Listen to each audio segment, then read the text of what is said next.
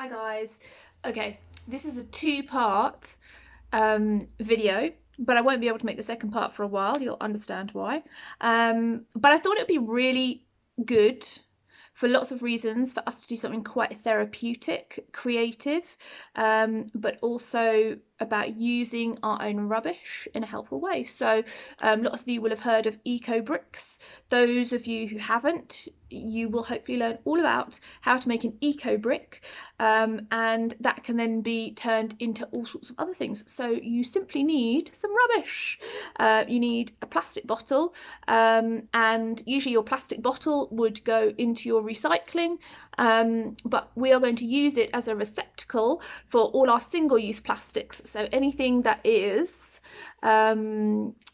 used lots more of these recently than ever before, but anything that is single-use plastic, as in it's not hard plastic, it's not going to be able to be recycled, what you're then going to do is you are going to take your plastic bottle, you're going to make sure it's clean, and then you're going to put any of your plastic into it. Should have squeezed the air out of the fingers then first, and you are going to use a stick, a wooden spoon, anything like that, and you are going to push the plastic down so that you clear space for more waste. Now this bottle currently has about maybe 3 weeks worth of single plastic waste. That includes packaging from parcels that have been sent. It's got some bags, some plastic bags in there. So it's got a lot of stuff. I think that you're able to get an entire sack full of single plastic waste into this, which is when this really comes into its own.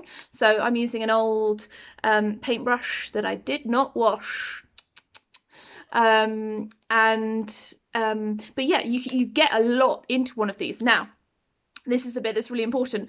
It's really therapeutic. It's a really good activity. When I started making this one, having tried to encourage people to make them for ages, did not realise how therapeutic it was going to be to try to get as much plastic as possible into one of these. And when I ran out of plastic, it was only like half full. It was quite disappointing really that I couldn't sort of keep going, and I think that's what you'll find if you haven't made these before.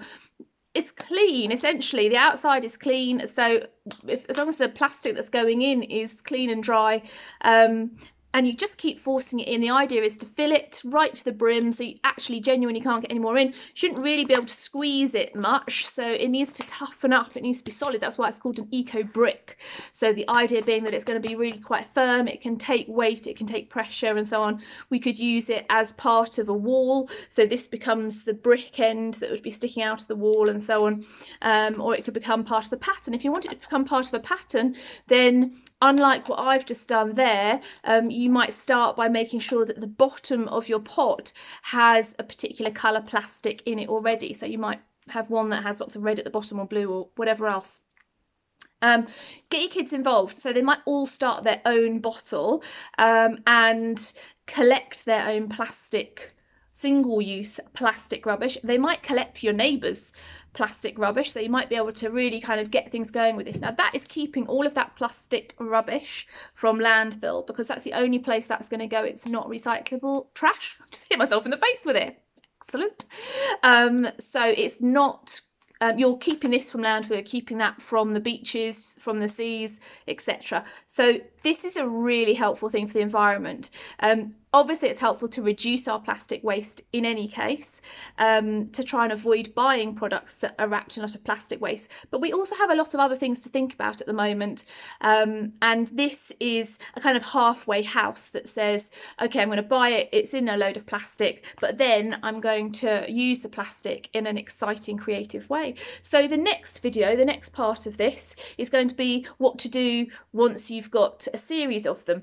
Now it's useful because of that to have a set of them, so that if you drink the same brand, or if you buy the same brand, I don't want to start naming brands, but if you buy bottles of water, for example, and you just buy the same one each time, that's really useful to keep using those, because they'll be the same height and diameter and so on.